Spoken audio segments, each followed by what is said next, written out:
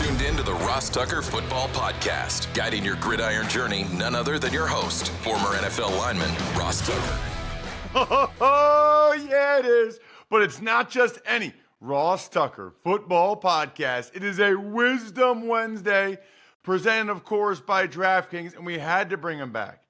After producer Jack alleged that the Titans fired him via social media, we had to bring our guy Nate Tice back on the show because I didn't even get into last week some of his all-pro thoughts, which I was really curious to see how he differed from what the voting came to be. So Nate Tice is back.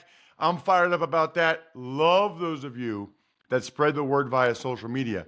We're giving you the answers to the test. Just reply to any of the live streams. We're looking, if you reply to the live stream, you will be the winner. You got a great chance to be the winner. And I've got some of the coolest press passes of all time. Texans, Ravens, by the way, this Saturday, my last game in the booth, trying not to get sad. Sponsor confirmation email winner. You can take advantage of any of our sponsors. You know how I feel about West Shore Home. Then you've got DraftKings. How about the Game Time app? Glorious. Go to one of these games this weekend. YouTube shout out, always cool. YouTube.com/Ross Tucker NFL. I'll do a video for anybody or anything you want. And then the patron of the day, we got a bunch more patrons after I mentioned it on Even Money Podcast yesterday. How about Chris Lawrence? Patreon.com/RT Media. Be a part of the family. They're just like you. It's Big Show time. The Big Show. He is back. It doesn't happen very often where we essentially turn an interview into a two-parter, but that's exactly what has happened with my new best friend, Nate Tice. Absolutely. Look, any guy that played quarterback that talks about blocking, when it's wide receivers and tight ends as much as Nate does, that guy's automatically invited back here on the Ross Tucker Football Podcast. I mentioned this last week, but you can check Nate out on social media at Nate_Tice. By the way, you can learn a lot about somebody just based on their bio. Life journeyman. There's nothing prettier than a Randy Savage elbow drop. I love that. Nothing. I missed the Randy Savage elbow drop. But anyway, it's funny because I had a lot of stuff I wanted to talk to Nate about last week, including the All-Pro team. But we started talking about his dad and other things, and next thing I know, we were like 19 minutes in, and these episodes are typically 25 minutes. So I appreciate you coming back on the show, Nate. Yeah. Thank you so much. You know, the one thing we didn't even get to in the last episode that I wanted to wrap up on, which I think is another edge that more teams, NFL teams, need to do more often. And we're seeing this success on some level with like the Dolphins and the Niners in the regular season.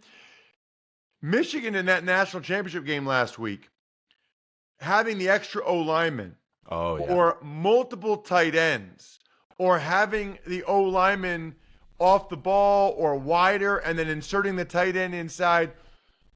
Now, credit to Washington, they adjusted more in the second half. Mm-hmm. But I think what people don't realize sometimes, Nate, and I know this is kind of your specialty, I think they want to say when a team is having running success that the O-line's just mashing them.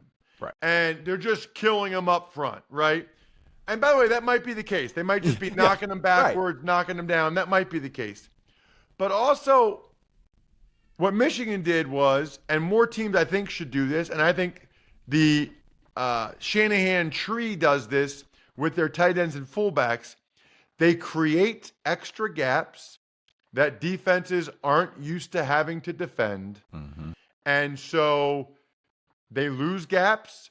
And even if they keep gaps, you know, these safeties, sometimes corners, sometimes outside backers, they don't see a ton of fullback lead stuff. They're not even sure sometimes how to really fit it or take it on. And that's how they have some success like they have in the running game. So I thought that was really cool for Michigan. And I think I'm a little surprised more NFL teams, especially I guess bad teams, right? Like don't do that more often with creating extra gaps to try to create some confusion for the defense. The team, it kind of fits. The teams that use 6 offensive linemen a lot are the Browns with Bill Callahan, so that makes a lot of sense. You know, he's going to get some some beef out there. But the Lions, which famously or infamously came up a couple of weeks ago against the Cowboys with using a 6 offensive lineman.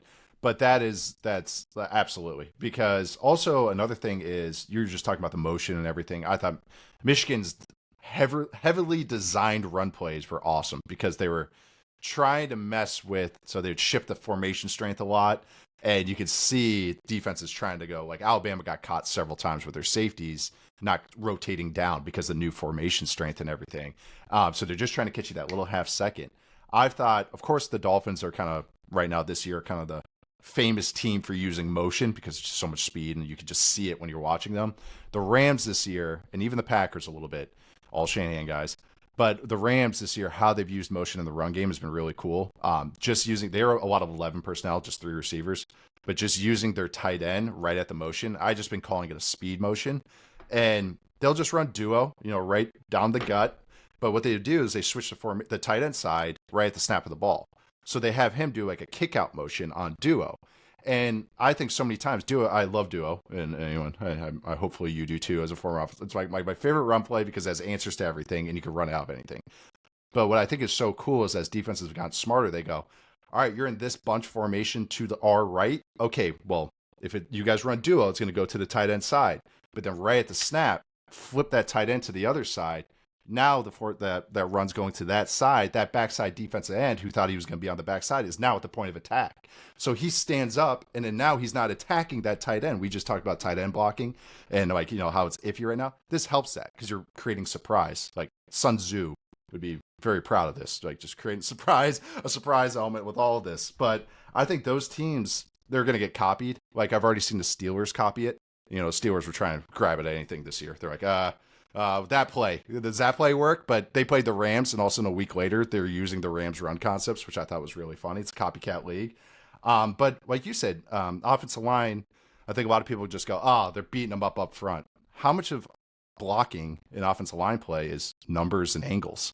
That's what it is. It's just manipulating the angle. So you're attacking upfield, I kick you out from the side. You're slanting, okay, we're going to force you down the field. Like, that's just what all that is. And I think that's why linemen are obviously smart. I know I'm pandering to the crowd here, but they are, because it's just numbers and angles. Protection is just a number count, right? It's just, okay, 3 over there. All right, well, we better slide. Because we have to get the numbers right. And I think that's what's so funny about line plays. Everyone thinks it's just the pure grittiness, which it is a lot of it. But it's like there's so much about just math and figuring all this stuff out. And on top of it, you just talk about blocking tight ends being an edge. There are no linebackers right now in the NFL. There's barely any truly 3 down that can do everything well. I can put them on one hand. Well, let's take advantage of that. Let's use a fullback. Let's use a tight end. These guys were 228-pound converted safeties playing in the MAC 2 years ago. And now they have to fit up on Juszczyk or Alec Ingold, and they're moving at the snap. Lean into that. And I think more teams are realizing that on offense as they went more spread. They were going let's get back to the bully ball. And I think it's going to be pretty cool. That's why I was pretty high on the Falcons this year, going into the year, because I thought that's what their whole offensive identity was going to be. They kind of simmered, obviously, with their head coach getting fired, but I thought that they were ahead of what I call, the meta, META. They were ahead of it before anyone else was. It just didn't work out that well. Other teams did it well, though. Nate, before we get into some of your thoughts on the All-Pro teams, I know you have an All-Pro team, and I guess I'm most interested in sort of the outliers, the ones that you feel like it doesn't do a lot of good to just go over the guys that everybody would have on their All-Pro team. Trent Williams, left tackle. Yeah, that doesn't really help us. But before we do that, I remember over the summer, correct me if I'm wrong, but Dane Brugler came on. I can't remember if it was this show or the College Draft podcast, and he said that there were NFL teams that had Drake Maye ranked higher than Caleb Williams, and that sent shockwaves around social media. What? No, Caleb Williams is the best. No way, Drake Maye. And I think people were tagging you on it. People were and so it begins. Tell me about that. It sounds like you were, even coming into the year, pretty high on Drake Maye. Where do you stand on those guys and the quarterbacks heading into the draft, especially with the teams that have the first 3 picks? Oh man, I I think the world of May. I watched him in last May after the last draft, and I had obviously watched him and Caleb Williams and a couple other guys, Daniels, even before that. But this was like my true study session. Okay, 4 games. Let's watch every throw. Let's clip some for some likes on Twitter. Let's put some notes down on all this.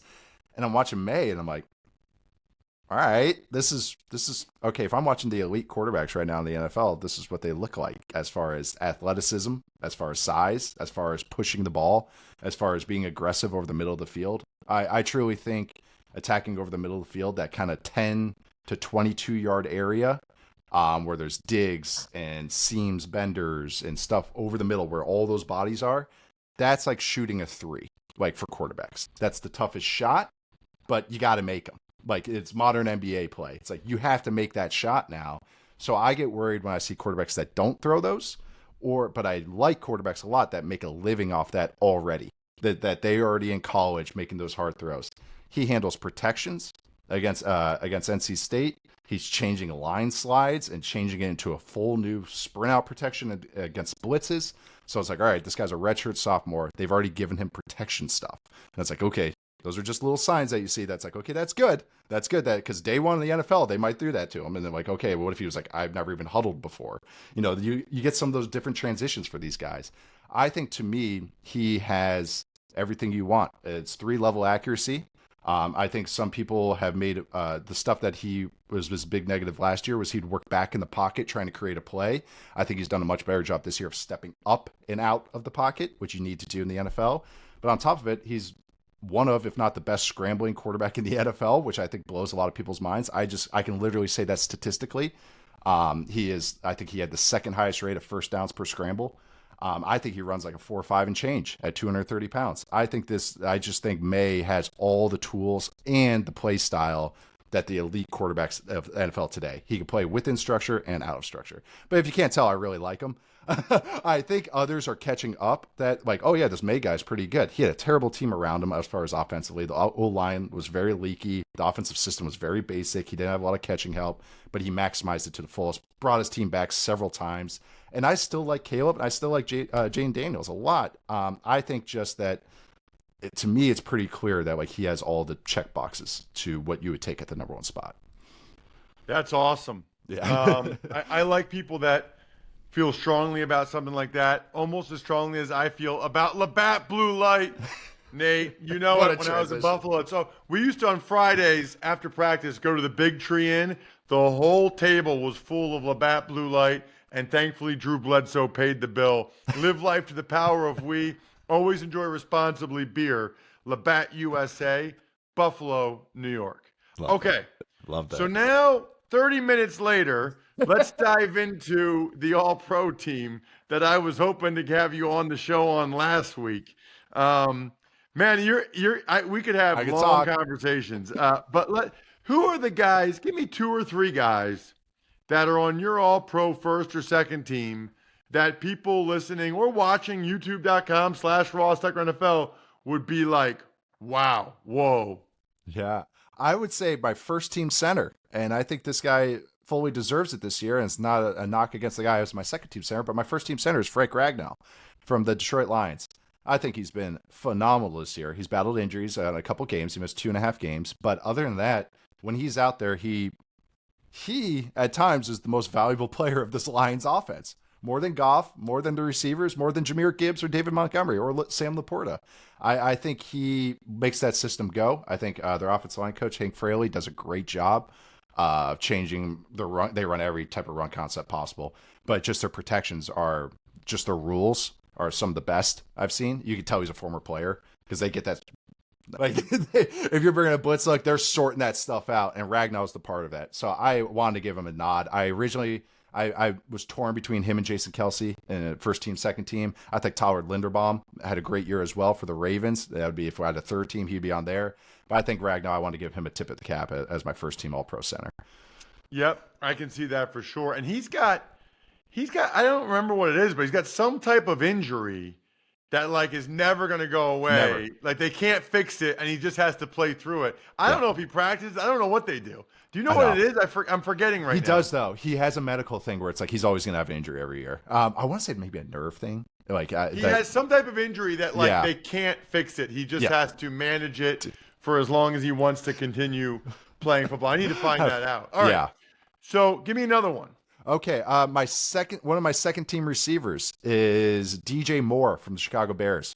I felt like they traded for him from Carolina, but I watched, I wanted to peek in on, how Justin Fields is doing this year. All right. How's Darnell Wright, the right tackle, looking? Okay. Watch them. Then all I see is week in, week out, DJ Moore making plays. Knew he was a good player, but now getting into actually somewhat competent quarterback play for a consistent quarterback play, as much as Justin Fields can be as a thrower, he's looked amazing. I didn't realize how much yard after catch ability he maybe had. I thought he was more of like a deep ball guy or more of an intermediate guy. He's been fantastic all 3 downs the entire season, even when Bagnet was their quarterback. Baguette. I always mess up his name. Bajan. I always call him Bagnet because that's how I read it. Bajan, thank you.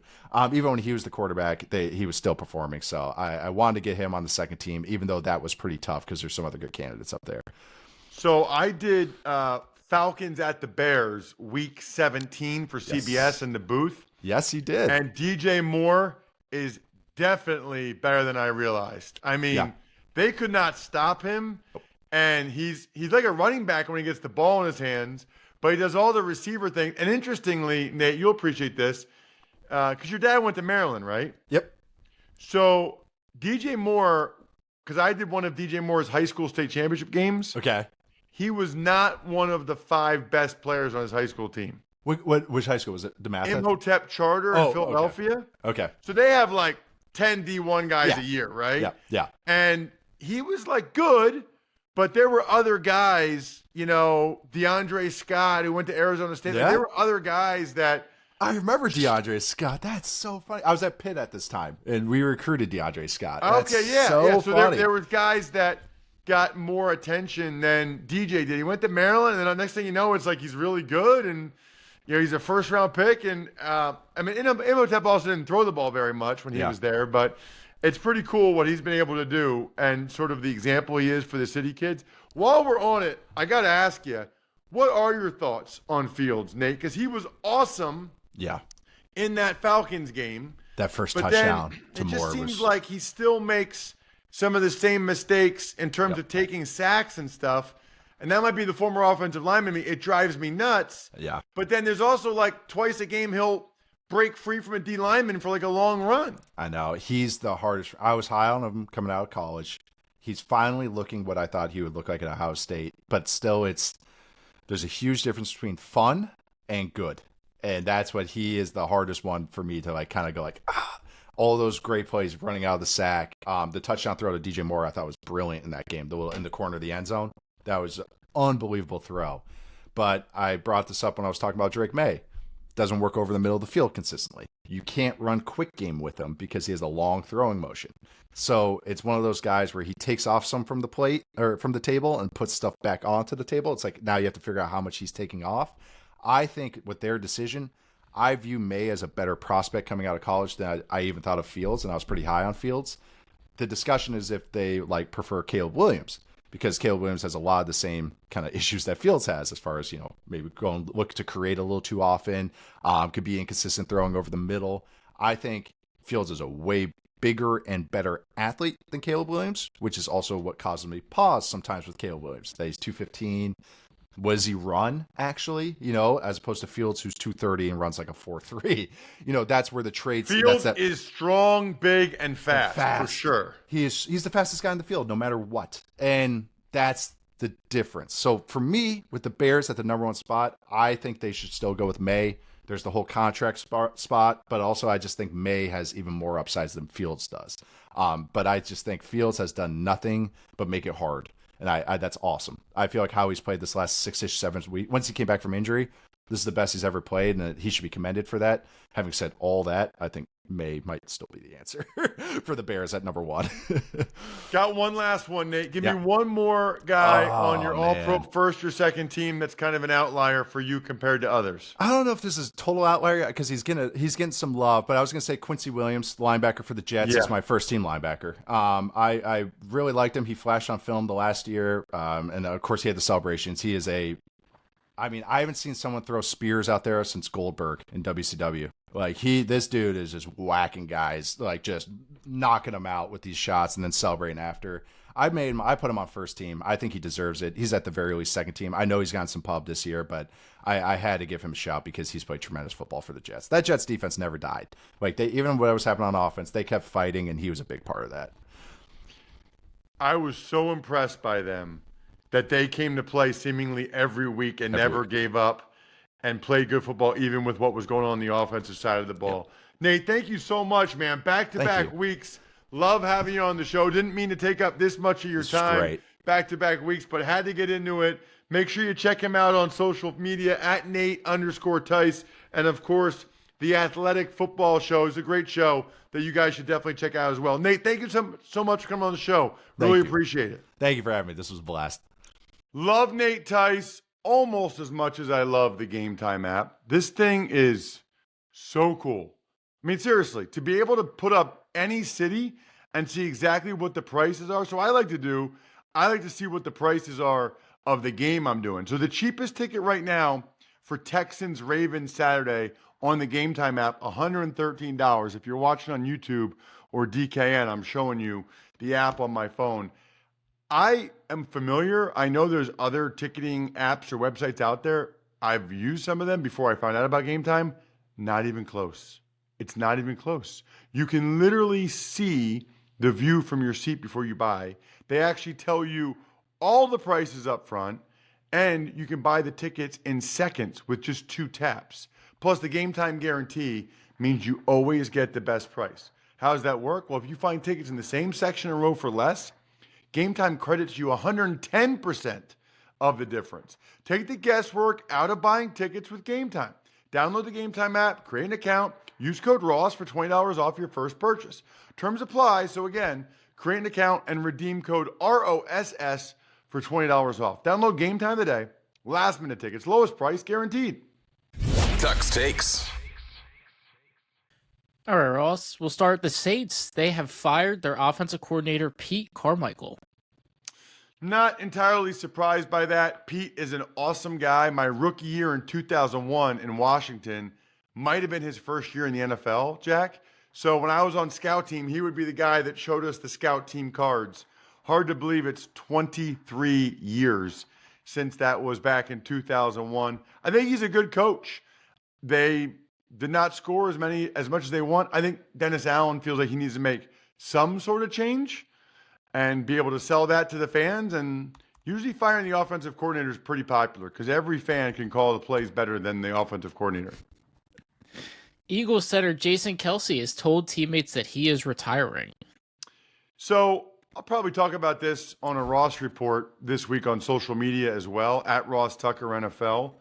Kind of makes me sad that that's how Jason went out, with this epic collapse to end the season, as well as that brutal game against the Bucs. But at least he's getting to leave the game on his terms, and not many guys have that fairy tale ending. It just, unfortunately, doesn't work that way. What does work, Jack, is DoorDash. Make it easy on yourself. Order in on DoorDash. Now you can root for your squad or your picks or your fantasy team while your food and drinks are on the way. That means burgers, chips, dips, soda, pizza, wings, so much more, and it's delivered straight to your door. Mike Tomlin tells the Steelers players that he's not going anywhere. So he has 1 year left on his contract, and it almost never happens that coaches allow their contract to expire. But I think Tomlin is like such a hot commodity, or would be, especially next year when the market's not as many great coaches as there are this year. I think he's probably intrigued by the idea of being a free agent and either able to coach other places or get into television. He might be the rare coach that actually wants to go in to the last year of his contract, which would be interesting. 2 other notes, by the way, Jack, before I forget. The Texans put wide receiver Noah Brown on IR, so he's out for the rest of the postseason. And Tyler Higbee did suffer a torn ACL from that hit from Kirby Joseph. Really unfortunate, but these safeties, they cannot hit high, especially against a tight end like that. I understand why he went low. Just very unfortunate. I think we're done here. Thanks for tuning in to the Ross Tucker Football Podcast. Make sure to also check out Even Money, Fantasy Feast, and College Draft, all on the DraftKings Network on Samsung TV Plus, YouTube, or subscribe to the podcast on your favorite platform. But we're not done here, because I love myfrontpagestory.com, and I love those of you that get stories for your loved ones, especially your significant other, for Valentine's Day. Why would you not go to myfrontpagestory.com and get the coolest gift they've ever gotten? I'm telling you, I'd be shocked if they didn't think it was the coolest thing anybody's ever gotten for them. It's unique. It's different. Do it. myfrontpagestory.com. Love backofficeschedule.com, steakhousesports.com, humanheadnyc.com, Sporticulture, and my delicious Pizza Boy Brewing.